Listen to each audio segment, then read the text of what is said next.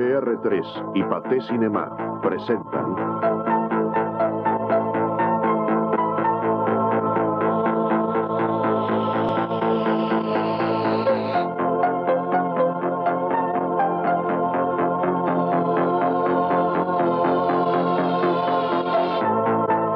La Revolución Nuclear.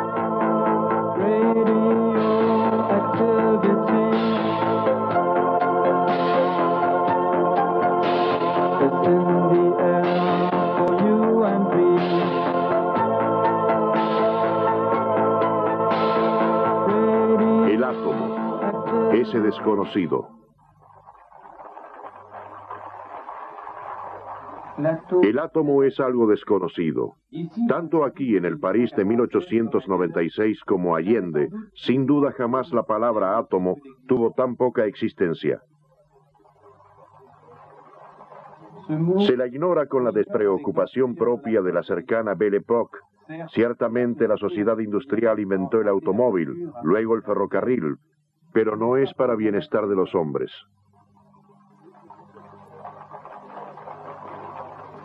Este mundo que trota ignora que ya se está en el umbral del descubrimiento de la energía nuclear.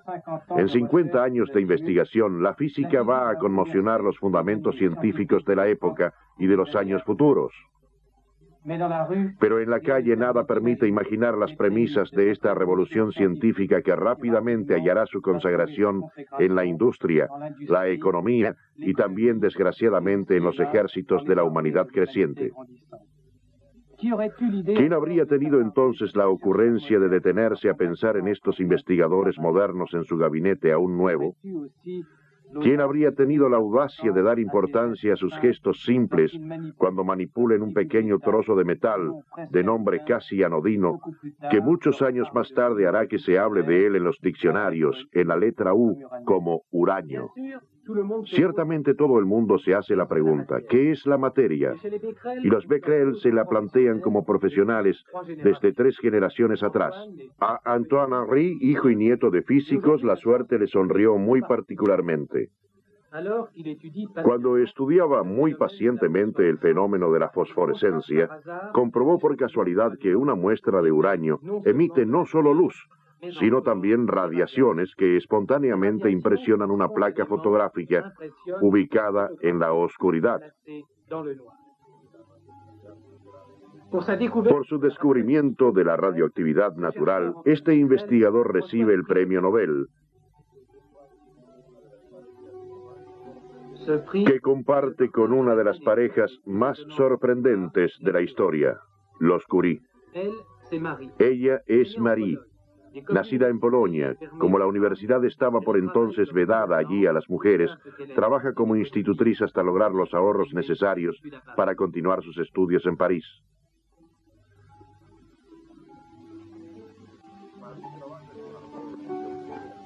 Marie trabaja con ardor y obtiene así el diploma en matemática y física. Uno de sus profesores, Pierre Curie, conmovido por su inteligencia y por su belleza, la pide en matrimonio.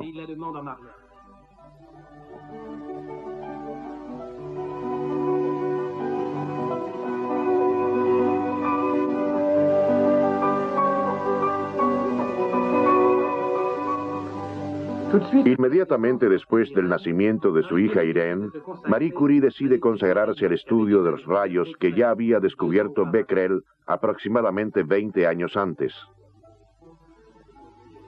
Pierre no solo aprueba su elección, sino que provee los instrumentos que le son tan necesarios.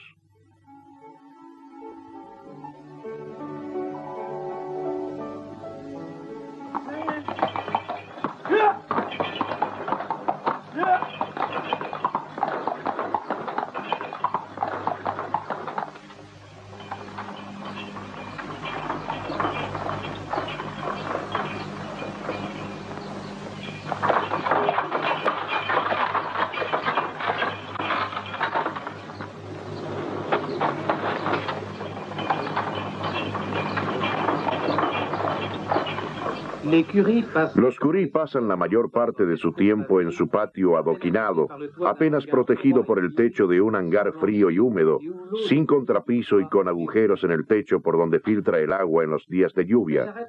Como no les entregan carbón, utilizan pechblenda para caldearse. La pechblenda es un mineral del cual se extrae el uranio. Marie realiza una comprobación sorprendente. El mineral es más radioactivo que el uranio que contiene. ¿No habrá quizás en el mineral otro elemento radioactivo aún desconocido?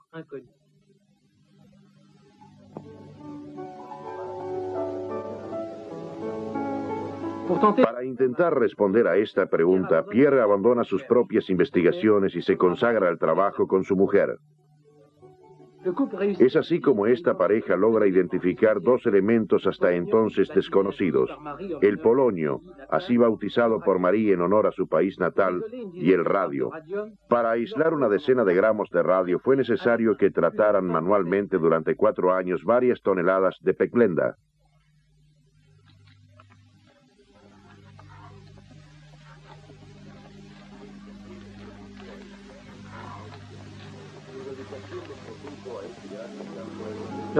Su dedicación los condujo a ese gran metal nuevo que brilla en la noche y cuya radiactividad es 1 millón de veces mayor que la del uranio.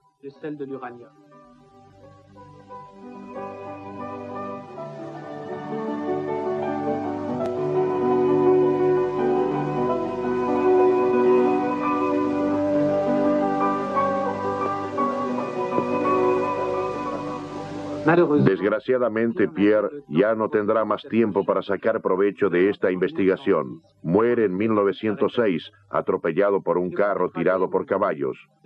Tampoco podrá disfrutar de su segunda hija, nacida poco antes. Recuerdo muchas noches en que mi madre volvía a casa, muy cansada, agotada. Era sin duda un periodo muy difícil de su vida, cuando yo era pequeña, en el que ella trataba de sobrellevar sola esa pesada carga. Aunque debe asumir sola las responsabilidades familiares, Marie Curie continúa los estudios iniciados con su marido y publica un tratado de radioactividad que le vale en 1911 un segundo premio Nobel.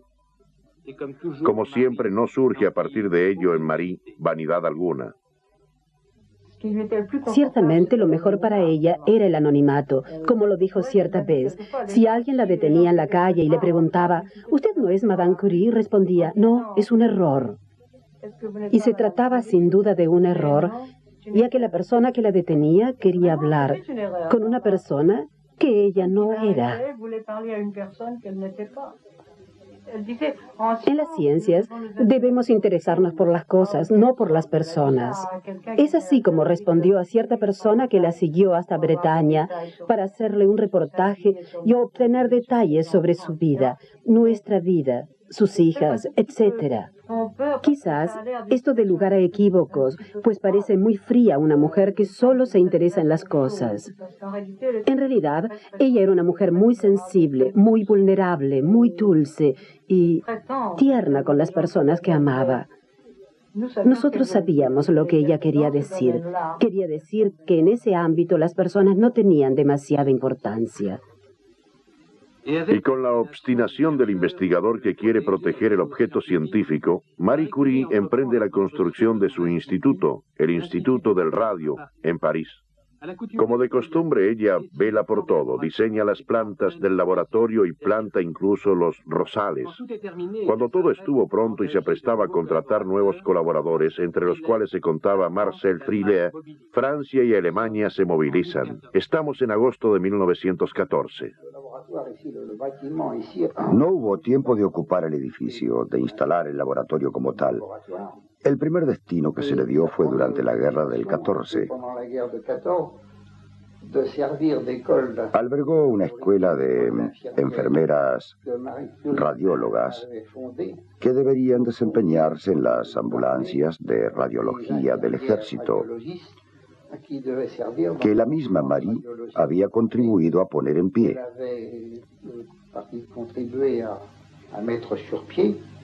Irene que en ese momento, al comenzar la guerra, tenía 17 años, participó con su madre en la organización y en la enseñanza.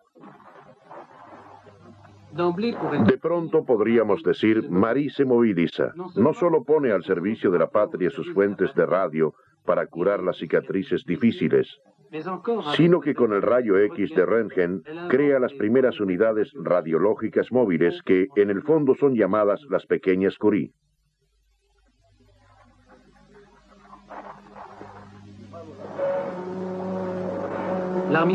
Firmado el armisticio y en respuesta a una invitación de un periodista norteamericano, Marie Curie parte en gira por los Estados Unidos. Sus hijas la acompañan. Evidentemente, el primer viaje a Norteamérica dio una nueva dimensión a su celebridad en el mundo, lo cual me sorprendió en ese momento. El número de reportajes, de fotografías, para alguien muy joven como yo, era algo realmente sensacional. Mi madre se convirtió en una vedette, aún a su pesar, ya que cuando se es la primera mujer profesora de enseñanza superior en Francia, cuando se es la primera persona, sea hombre o mujer, que ha recibido 2 veces el premio Nobel, se atrae sobre sí evidentemente mucha atención. Pero en realidad, más que agradarle, le molestaba. Era en verdad una carga muy pesada. Sin embargo, Marie Curie quedó impresionada por el gigantismo naciente de Norteamérica, evidenciado, por ejemplo, en sus plantas de extracción de Pittsburgh, donde se trata el mineral de radio para proveer a los hospitales que ya lo utilizan en el tratamiento del cáncer, mientras que en Francia no existía aún ninguna. Frente a esta América, Marie permanecerá desinteresada. La rehusada venta de una sola de sus patentes la habría transformado en una mujer rica. Creo que la suya y la de mi padre cuando aún vivía fue una actitud deliberada. La patente que podría haber interesado era la de purificación del radio. Pero esto era absolutamente contrario al espíritu de mis padres. Eran fanáticos de la investigación que sirve a todos, y decidieron deliberadamente no negociar sus descubrimientos. Por ende no lo hicieron y no tuvieron dinero para comprar el radio, que era caro.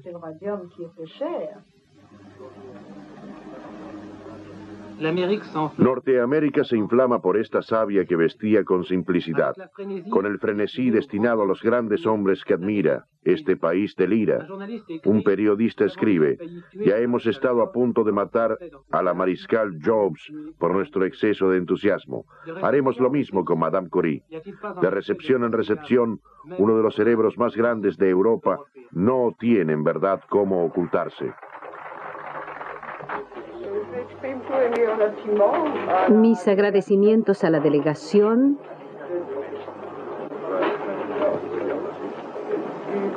del Colegio Norteamericano de Radiología y a la Sociedad Norteamericana de Radiología por los testimonios de estima que me han expresado aquí y a los cuales soy realmente muy sensible. En Washington, el presidente de los Estados Unidos le entrega con gran pompa un gramo de radio comprado gracias a una suscripción nacional, pues, y esta era en verdad la finalidad de su visita, Marie Curie no dispone de los recursos necesarios para comprar el radio suficiente y concluir exitosamente las investigaciones en el Instituto francés. Un rico americano se sorprende de que Marie solo cuente con su sueldo de profesora para vivir, un sueldo, digámoslo, por lo demás modesto.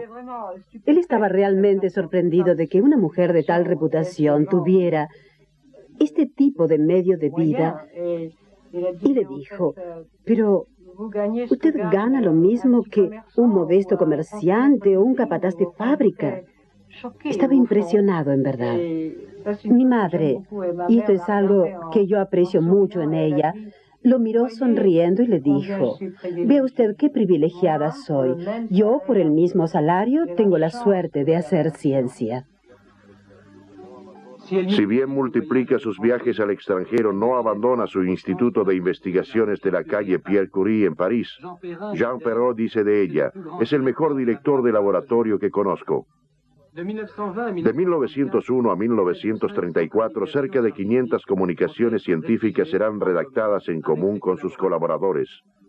En el laboratorio el trabajo es reposado. A menudo Marie sirve el té. Cubetas y agitadores son utilizados como tazas y cucharillas. Había una sola escalera y allí nos encontrábamos. Era al pie de esa escalera donde tenían lugar las grandes conferencias científicas del laboratorio. Cuando Madame Curie quería ver a alguien, se instalaba al pie de la escalera e inmediatamente tenía a los interlocutores a su alcance. El laboratorio Curie es una gran familia. Así se decía y así lo era en verdad.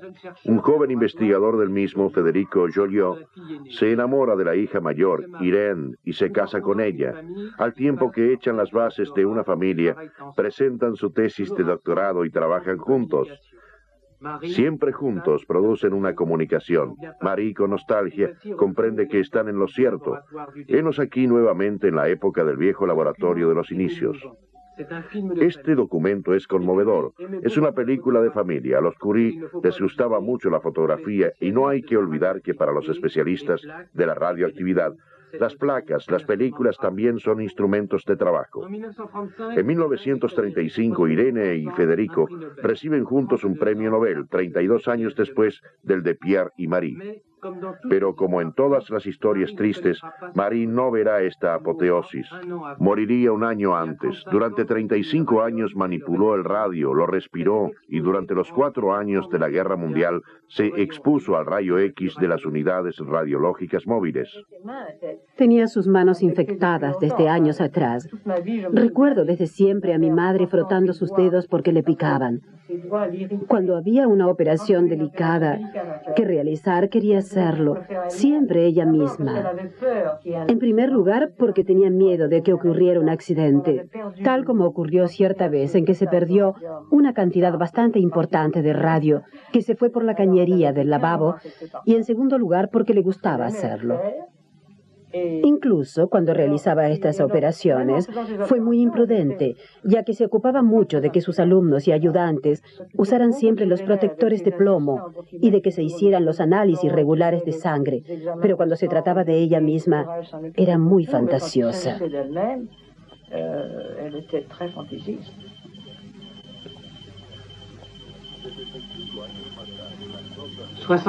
75 años más tarde, las notas de Pierre y Marie Curie siguen siendo radioactivas. Por lo demás, el acta de defunción de Marie, fallecida el 4 de julio de 1934, dice que estaba alterada por una larga acumulación de rayos.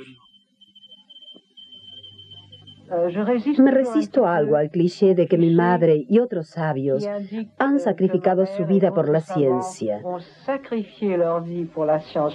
No me gusta esta expresión, ya que si bien es muy cierto que sacrificó muchas cosas, se trató siempre de cosas que no le importaban, tales como la fortuna, el confort, el lujo, la pereza, pero nunca sacrificó lo esencial, ya que lo esencial de su vida era la ciencia, y la ciencia le daba un goce enorme y cotidiano por un fenómeno muy simple y que observamos 1000 veces. La ciencia le causaba placer, al igual que la música. Vivía en ella como el músico vive en una atmósfera de música.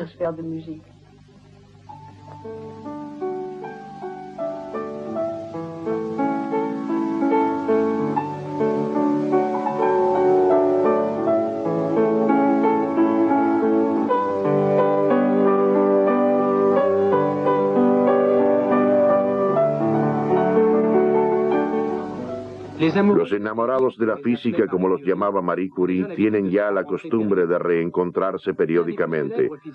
Uno de los físicos más célebres de esta época se llama Ernest Rutherford. Este futuro Lord Rutherford ha nacido en las antípodas, en una granja colonial de la modesta Nueva Zelanda.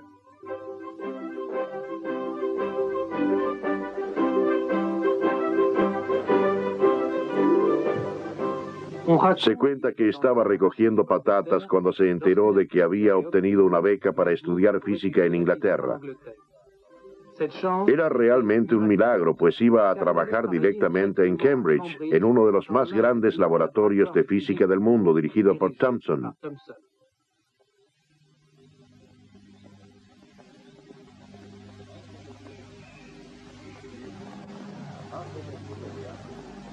Átomo viene de átomos. En griego, átomos quiere decir indivisible. Durante 200 años, los sabios más avisados consideraron al átomo como la partícula más pequeña posible en un elemento. En 30 años, Rutherford, primero con su maestro Thomson y más tarde con sus alumnos, demostró que el átomo no es indivisible, dando pruebas de ello.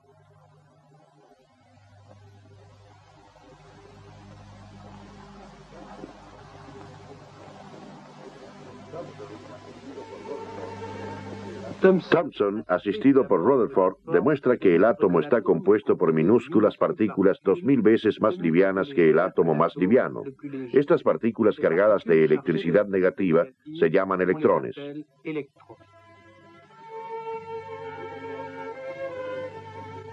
Rutherford realiza luego una experiencia decisiva. En una hoja de oro dirige una corriente de partículas y comprueba que casi todas las partículas atraviesan la hoja sin cambiar de dirección. La experiencia demuestra, sin embargo, que algunas de esas partículas son desviadas de su trayecto después de haber rebotado como una pelota de goma contra un núcleo central de carga positiva. Este núcleo, cuya masa constituye casi por entero el átomo, se halla rodeado por un espacio prácticamente vacío.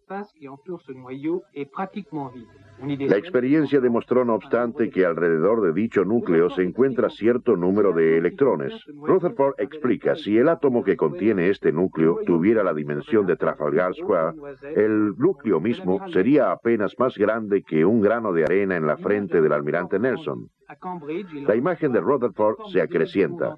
En Cambridge recibe y forma alumnos del mundo entero, norteamericanos, rusos, europeos y ciertas veces neozelandeses como él mismo. Estamos en 1932. El descubrimiento más importante cuando investigaba en Cambridge fue el descubrimiento del neutrón.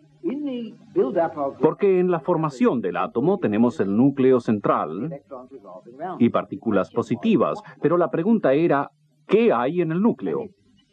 Y parecía que faltaba algo. Alguna partícula, algún constituyente que no conocíamos. 1932 es el año del gran salto. Otro alumno de Rutherford, James Chadwick, descubre finalmente que en el núcleo del átomo hay no solo partículas positivas, los protones, sino también partículas neutras, los neutrones.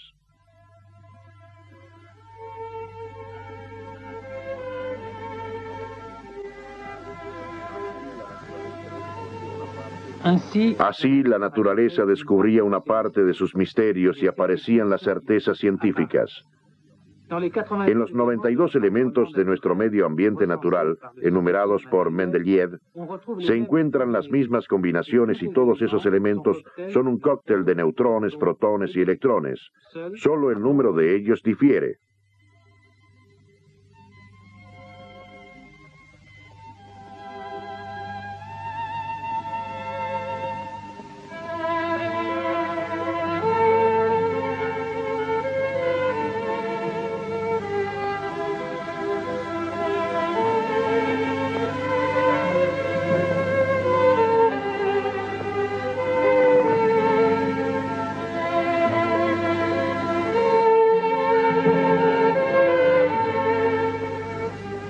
Jugando con la composición de los núcleos, el imaginativo Rutherford realiza el sueño de los alquimistas y transmuta un elemento en otro. Por ejemplo, expone el nitrógeno a cierta irradiación radiactiva y transforma a este gas inerte en el gas de la vida, el oxígeno.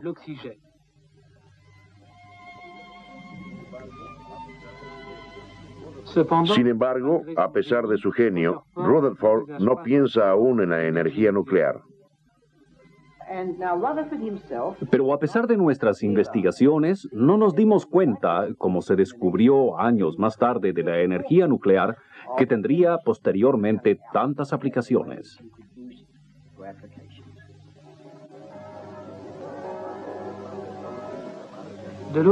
Allende el Mar del Norte, en Dinamarca, Niels Bohr enseña el átomo. También él, alumno de Rutherford, imaginó que el átomo tenía la estructura de un sistema celeste. Según él, en el centro se halla el núcleo atómico, análogo a un sol, alrededor del cual gravitan cual planetas electrones.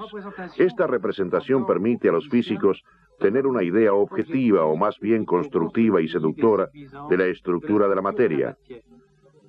Niels Bohr no es solo un experimentador, también es un filósofo.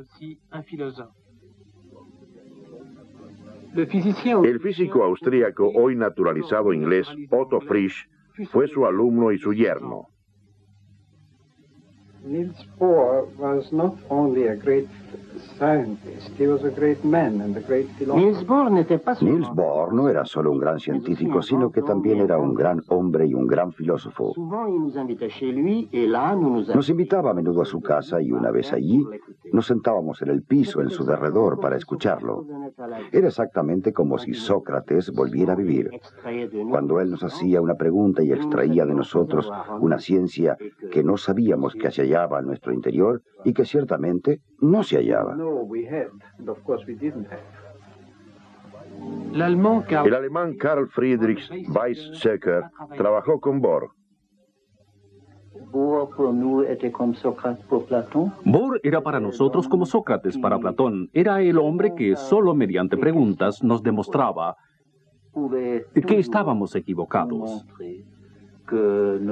que había que proceder de distinta manera. Siempre se podía chancear con Bohr. No existía entre nosotros la solemnidad.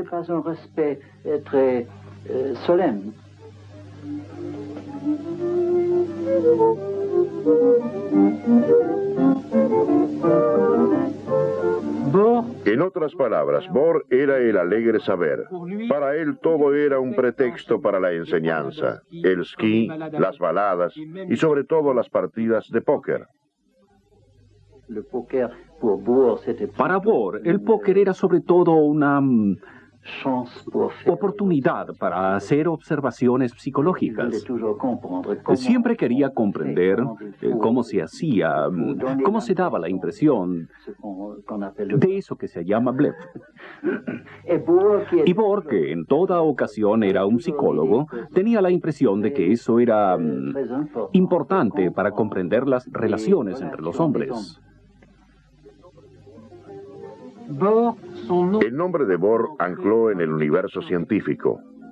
En esta foto tomada en uno de sus cursos, sentados en los mismos bancos de escuela, podemos reconocer a los protagonistas científicos de la Segunda Guerra Mundial. Heisenberg, que formará parte del Comité del Uranio del Tercer Reich. La judía Lise Meitner. Otto Frisch, que por su parte trabajará en los Álamos con los norteamericanos. Sentado entre Robert Oppenheimer, el principal artesano de las primeras bombas norteamericanas, y Weizsäcker, hijo de un diplomático nazi, el padre de la primera bomba H norteamericana, Edward Teller. Lo que quiero explicar a la gente es que será un mundo muy diferente. Un mundo de ideas, no un mundo de acción. Es un mundo mucho mejor, un mundo maravilloso, y no solo porque nosotros confiamos en él.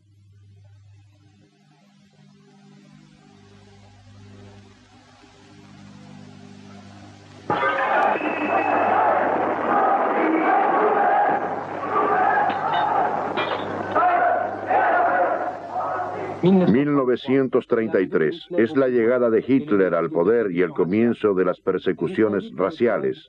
Aquellos judíos que pueden hacerlo huyen de Alemania. Tras Albert Einstein, los profesores de universidad que ya no tienen derecho a ejercer.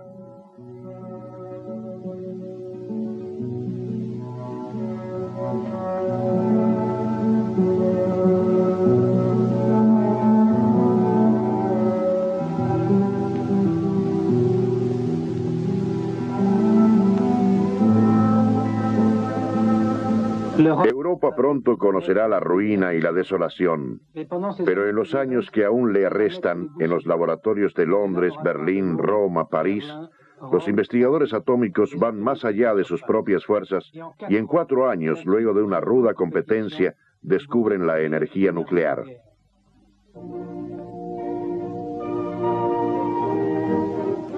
Irene Joliot-Curie conoce ya el camino de Estocolmo. Fue allá con su madre cuando ésta recibiera su segundo premio Nobel. Esta vez es ella misma quien recibe la recompensa junto con su esposo por el común descubrimiento sobre la radioactividad artificial. Cuando estaba en el Instituto de Radio, Bertram Goldschmidt siguió sus trabajos. Federico e Irene Joliot hicieron el gran descubrimiento que les valió el premio Nobel, es decir, el descubrimiento de la radioactividad artificial. Logran, en el fondo, recrear elementos estables que probablemente existieron en el momento de la creación del universo o de la Tierra. Solo sobrevivieron los elementos, los cuerpos simples, clásicos, estables, los elementos que no se desintegran. Y algunos elementos radioactivos naturales, cuya inestabilidad es lo suficientemente débil como para que hayan sobrevivido los aproximadamente 100 millares de años de vida de nuestro globo terrestre. En medio de la confusión reinante en la investigación científica, un físico italiano originario de Pisa, Enrico Fermi, se muestra vivamente interesado por el descubrimiento de Irene y Federico Joliot-Curie. Decide entonces provocar la radioactividad no solo sobre elementos livianos, sino también sobre elementos más pesados. Para ello piensa exponerlos no ya a fuentes radioactivas, sino a neutrones. Crea en Roma un equipo de investigadores. Una joven mujer sigue muy de cerca sus trabajos. Su nombre es Laura Fermi.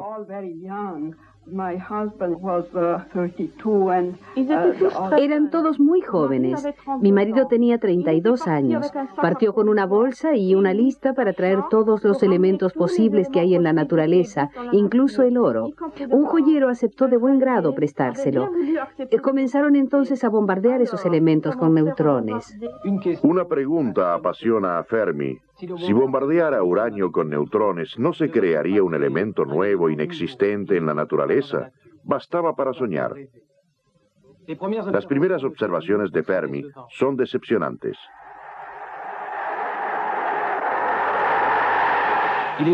Cierto es que la política italiana ya no predisponía al trabajo.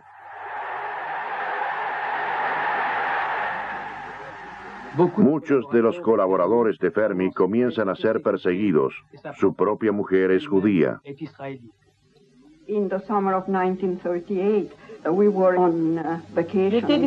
Desde 1938 la situación era mala. Estábamos de vacaciones en los Alpes cuando la segunda serie de leyes antisemitas fue promulgada. Fue entonces cuando mi marido dirigió sendas cartas a 3 universidades diferentes de los Estados Unidos. Recuerdo que estábamos de viaje y enviamos cada carta desde un correo diferente. Tanto era el miedo que teníamos de la censura.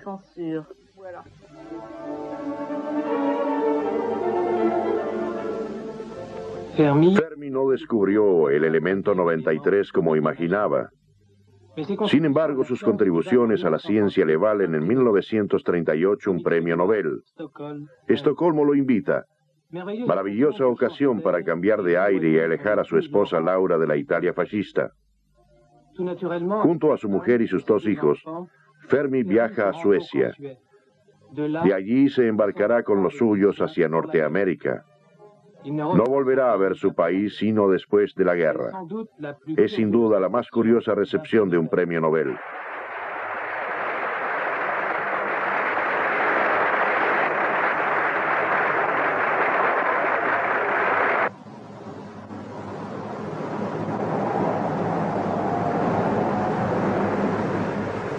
En Berlín, en el Instituto Kaiser Wilhelm, otros investigadores trabajan en las experiencias de Fermi.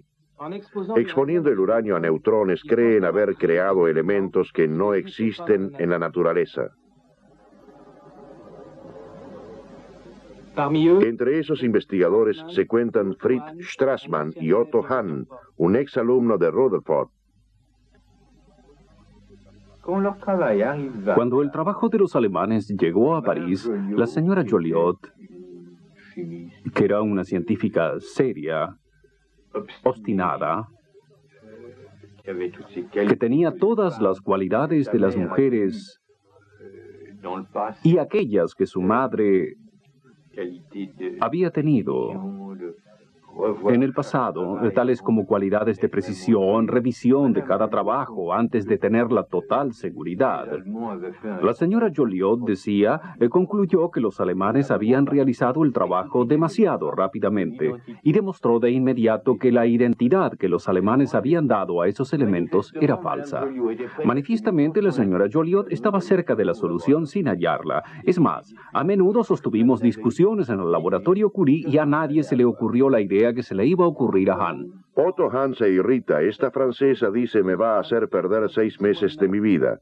Pero tan cierto es que se obtiene más de un buen sabio en cólera que de 20 trabajadores a destajo, que Hahn, rehaciendo sus trabajos en su modesta mesa, logra uno de los más grandes descubrimientos de la historia de la ciencia.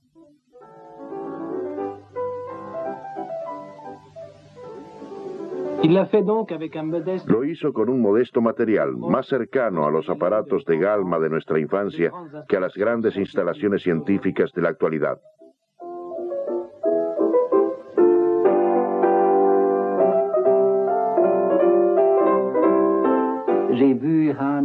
Vi a Hahn y a Strassmann cuando estuve en el instituto. Tenían en sus casacas los elementos, las sustancias, el radio o el uranio, irradiados. Y entonces corrieron. Corrían ellos mismos a la otra habitación, ya que por entonces no había ayudantes ni nada para examinarlos.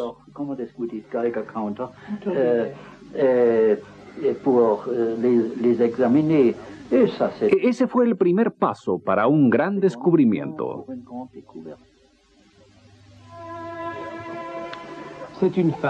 Será una mujer, Lisa Meitner, quien aportará una explicación plausible del fenómeno descubierto por Otto Hahn, quien no cree en realidad en su propio descubrimiento. Antes de huir de la Alemania nazi, Lisa Meitner fue durante 30 años su asistente. Cuando pasaba las fiestas de Navidad con su sobrino Otto Frisch, Lisa recibe una carta de Otto Hahn.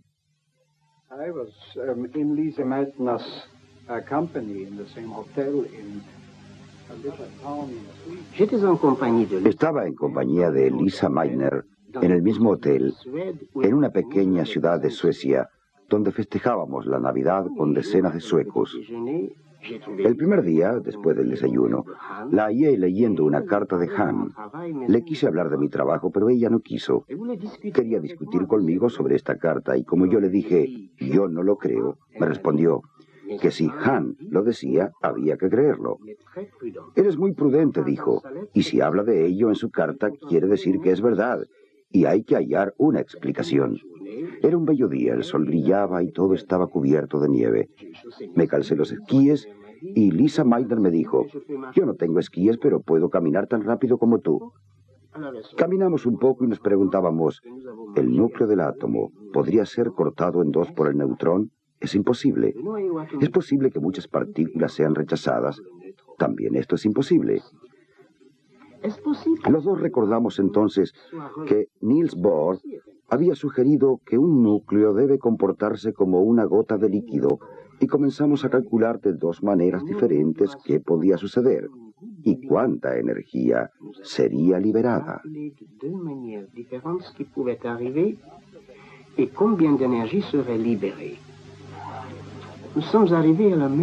Ambos llegamos a la misma respuesta y supimos que nos hallábamos en presencia de algo nuevo.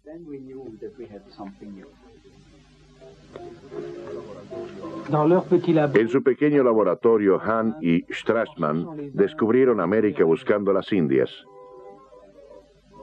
Exponiendo el uranio a neutrones, no fabricaron un nuevo elemento como pensaron, sino que ni más ni menos partieron en dos un núcleo de átomo de uranio. Y esto era realmente extraordinario.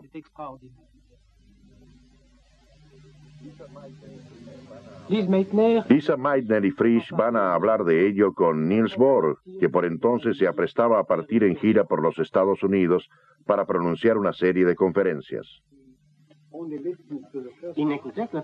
Le bastó escuchar la primera parte de la frase para exclamar: pero por cierto que debe ser así, hemos sido todos unos tontos.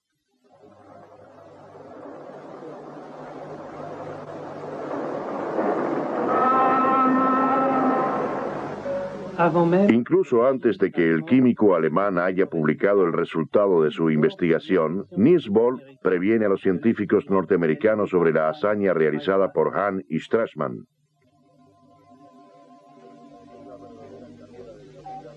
Una verdadera carrera de velocidad en la que la oscuridad científica quedaba reservada a los relegados. En la Universidad de Columbia, donde había hallado refugio el italiano Fermi, rehace las experiencias de los alemanes. Verifica que el núcleo del átomo se parte en dos con una liberación de energía y comprueba asimismo que esta fisión libera varios otros neutrones. Demostración capital, ya que los neutrones así liberados pueden ir a fraccionar otros núcleos y propagar así el fuego atómico. La bomba ya es posible. Como el descubrimiento inicial provenía de Alemania, todos pensaron que Hitler podía fabricarla. Leo Szilard, uno de los principales colaboradores de Fermi, comunica telefónicamente de inmediato la inquietante novedad a su viejo cómplice, Edward Teller, futuro padre de la bomba H. I happened to be playing a Mozart violin sonata. I was playing the piano. Ejecutaba una sonata para violín de Mozart. Yo tocaba el piano y mi amigo el violín. Recibí entonces una llamada de larga distancia. Estaba muy molesto porque eso interrumpía la música de Mozart. Y eso interrumpiría mucho más aún. Por entonces, yo no recibía tantos llamados. Mi compatriota húngaro, Leo Szilard, me llamaba desde los Estados Unidos. Todo lo que dijo fue: hemos hallado el neutrón. Supe entonces que la posibilidad de una bomba atómica era muy real.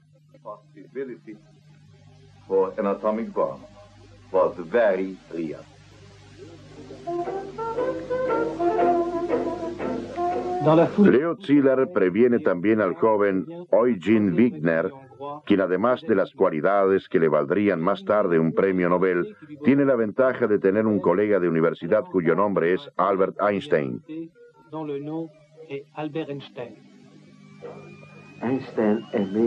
A Einstein le gustaba más hablar en alemán que en inglés. Era por entonces muy agradable pasear con él y discutir los problemas de física y también los problemas políticos.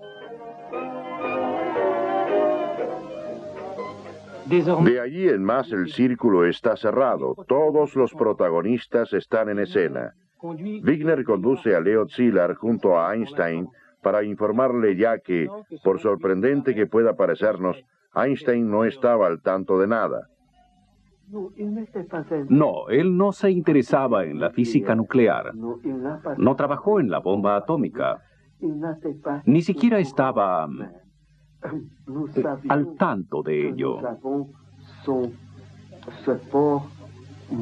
Sabíamos que teníamos su apoyo moral, pero eso era todo.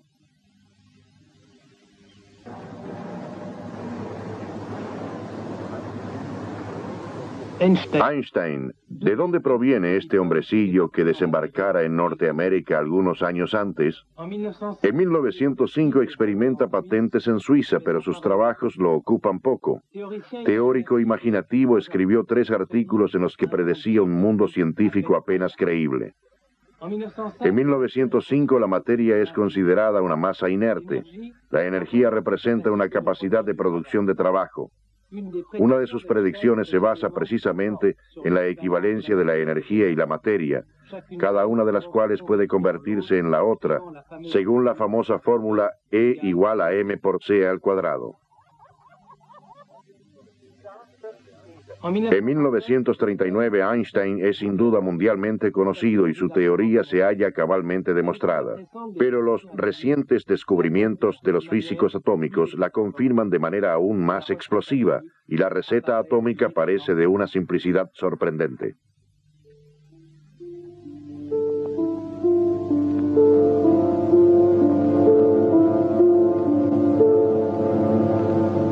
Einstein acepta avisar al presidente Roosevelt de la importancia del descubrimiento de los alemanes confirmado por Fermi.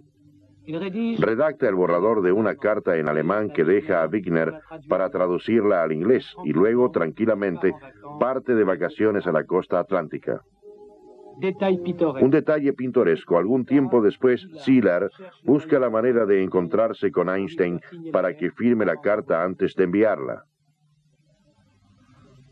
You know, Szilard could do everything in the world, except one thing. He couldn't drive a car.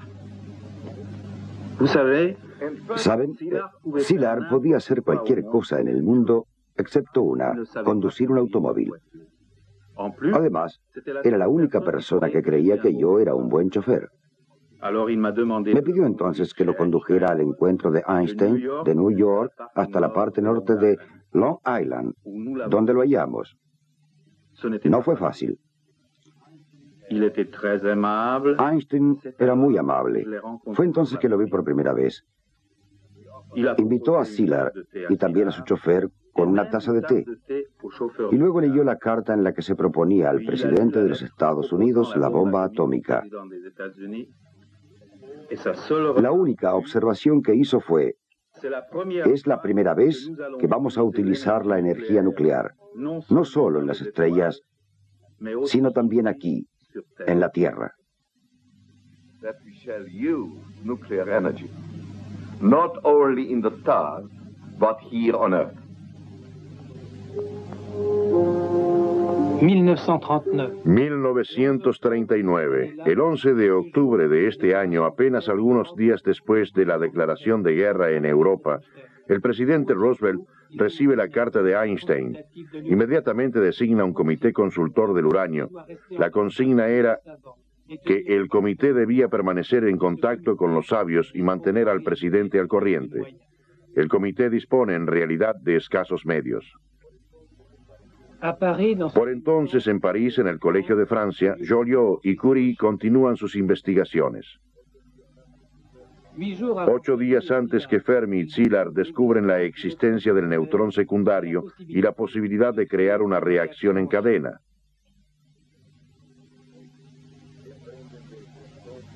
Emprenden desde entonces con sus colaboradores Halban y Kovarsky los estudios preliminares a la construcción de una pila atómica. Lo que nosotros queríamos era realizar una experiencia lo suficientemente clara como para convencer al gobierno de que era necesario esforzarse para fabricar una pila. Pero en la práctica las cosas no son tan simples. En efecto, después de una fisión, los neutrones liberados van demasiado rápido como para romper otros núcleos.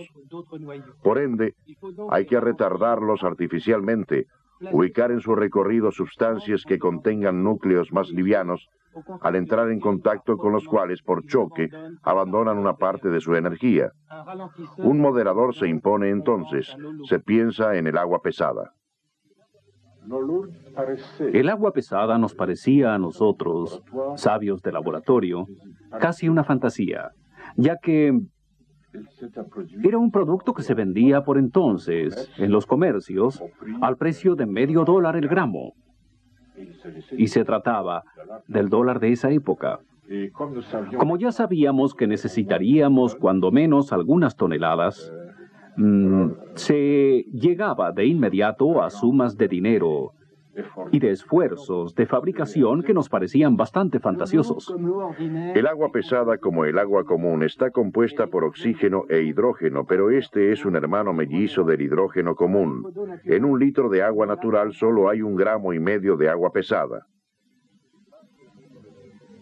En marzo de 1940 se emprende una carrera sin respiro entre los servicios alemanes y franceses para procurarse el único stock existente en el mundo de agua pesada, fabricada por una planta noruega.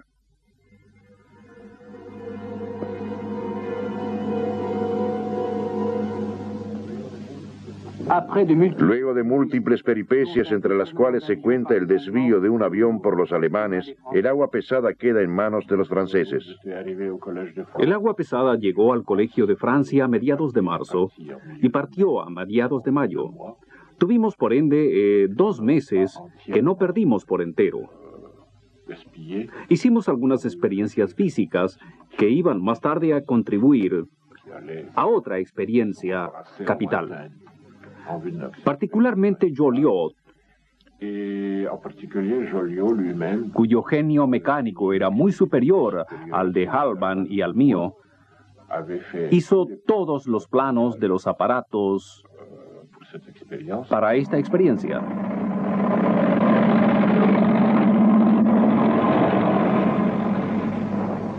Mayo de 1940, la invasión alemana, las experiencias cambian de dirección.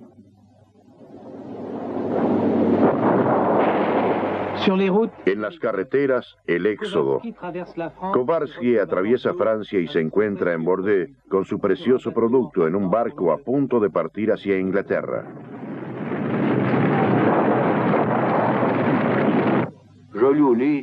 Joliot no halló el barco. Su mujer estaba enferma en un sanatorio en Dordogne. Los niños estaban en Bretaña. Dudaba enormemente en partir.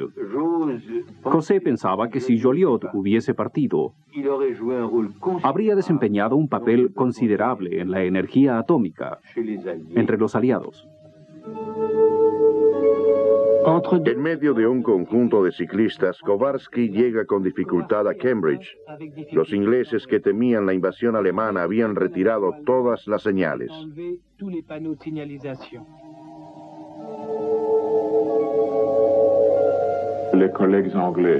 Los colegas ingleses nos colmaron de gentilezas, mostraron vivo interés y nos dieron de inmediato facilidades mucho más amplias que las que teníamos en Francia. Nos rodeaban de una atmósfera muy simpática de acogida y camaradería. Es así como pudimos instalarnos en tiempo récord y realizar esta experiencia que habíamos planeado con Joliot y que terminaríamos hacia diciembre de 1940. En realidad, los ingleses no podrán disfrutar de su adelanto científico. Para fabricar una bomba se necesita imperativamente un gran esfuerzo industrial. Y en 1941 toda la industria está consagrada al esfuerzo bélico. Además, los principales físicos ingleses trabajan en un dispositivo secreto que permitirá a su propio país, en adelante, en primera línea, ganar la batalla de Inglaterra. Este dispositivo secreto es el radar. Finalmente será Norteamérica quien fabricará la primera bomba atómica.